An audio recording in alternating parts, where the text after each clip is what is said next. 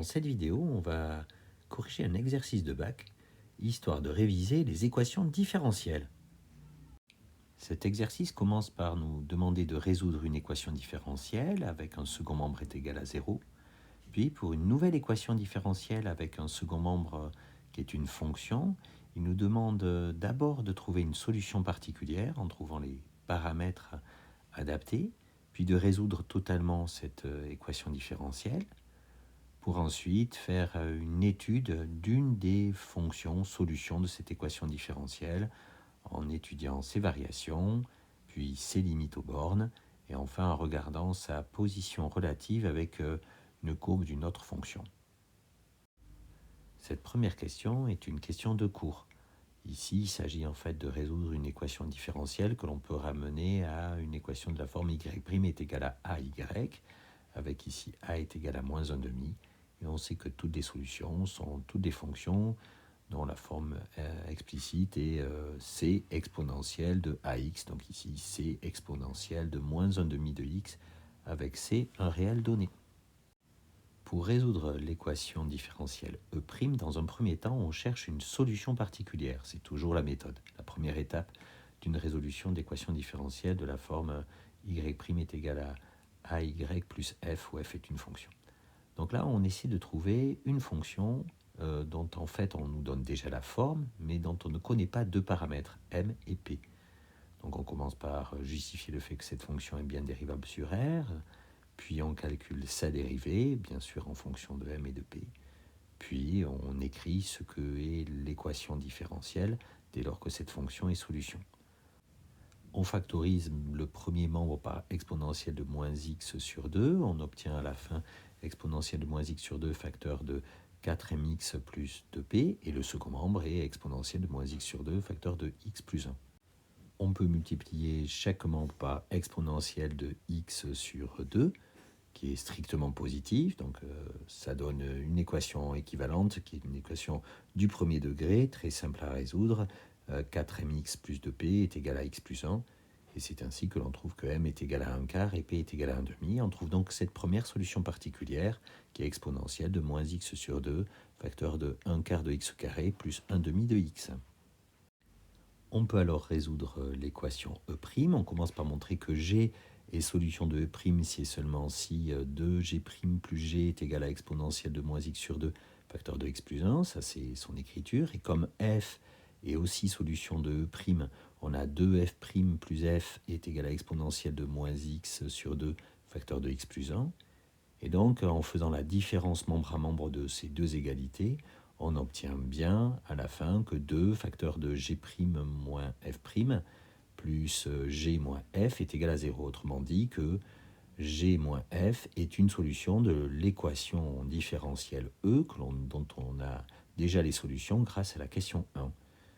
On sait d'après le 1 que f moins g s'écrit donc c exponentielle de moins x sur 2, avec c une constante, et donc on trouve une expression de toutes les solutions de E'.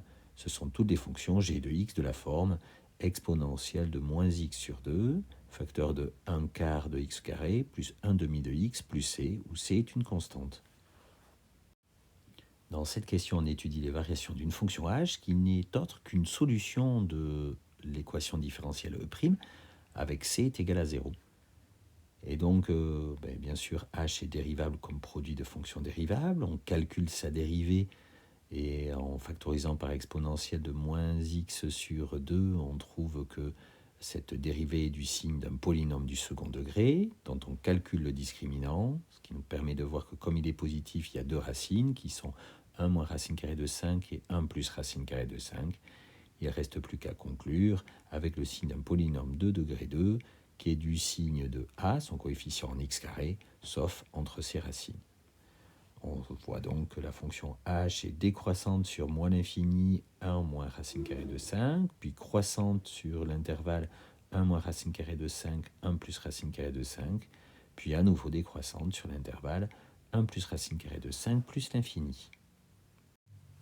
Pour calculer les limites aux bornes de cet intervalle de définition, c'est-à-dire moins l'infini en plus l'infini, on est obligé de lever les indéterminations. Et donc on transforme l'écriture de h de x en factorisant par x au carré. Et donc on obtient une expression de h de x qui nous permet de lever l'indétermination. Dans moins l'infini, on commence par montrer que exponentielle de moins x sur 2 tend vers plus l'infini quand x tend vers moins l'infini, que x au carré sur 4 tend lui aussi vers plus l'infini, et que par contre 1 plus 2 sur x, lui, tend vers 1. Et donc, finalement, par produit, on trouve que h de x tend vers plus l'infini quand x tend vers moins l'infini. En plus l'infini, il va falloir utiliser les croissances comparées. En effet, là, la petite astuce, c'est d'utiliser la limite quand grand x tend vers plus l'infini, l'exponentielle de grand x sur x au carré, qui est égal à plus l'infini. Tout ça avec un grand x qui est égal à x plus 2. Et donc, la limite quand petit x tend vers plus l'infini, de x sur 2, c'est plus l'infini. Donc, grâce aux croissances comparées, on arrive à démontrer que la limite quand x tend vers plus l'infini de x sur 2 au carré sur exponentielle de x sur 2 est égale à 0. Quant au reste de l'expression, 1 plus 2 sur x, là, de manière classique, par opération, on trouve que la limite quand x tend vers plus l'infini de 1 plus 2 sur x, c'est 1. Et donc, là encore, par produit, on trouve que la limite quand x tend vers plus l'infini de h de x, c'est 0. Ça y est, on a les limites aux bornes. Et au passage, on s'aperçoit que la courbe représentative de h admet une asymptote horizontale. L'équation y est égale à 0 au voisinage de plus l'infini. Reste à savoir la position relative de la courbe représentative de h avec la courbe gamma, celle qui représente la fonction qui a x associé exponentielle de moins x sur 2. Pour savoir la position relative, on étudie le signe de la différence de ces deux fonctions, donc par exemple h de x moins exponentielle de moins x sur 2. Pour pouvoir étudier son signe, on factorise par exponentielle de moins x sur 2, et on s'aperçoit que là aussi, c'est exponentielle de moins x sur 2 qui est toujours positif, facteur d'un polynôme du second degré, un quart de x carré plus un demi de x moins 1. On calcule le discriminant de ce polynôme pour déterminer les racines. On trouve qu'il y a deux racines qui sont moins 1 moins racine carrée de 5 et moins 1 plus racine carrée de 5.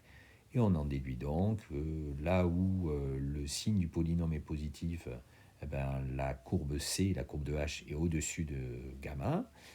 Là où c'est négatif, par contre, la courbe C est en dessous de gamma. Et bien sûr, là où ça vaut 0, c'est-à-dire quand x vaut moins 1 moins racine carrée de 5 ou moins 1 plus racine carrée de 5, la courbe, les deux courbes en fait sont séquentes en donc 2 points, ce qui est cohérent avec le tracé que l'on peut faire à la calculatrice de ces deux courbes. Voilà, le tour est joué.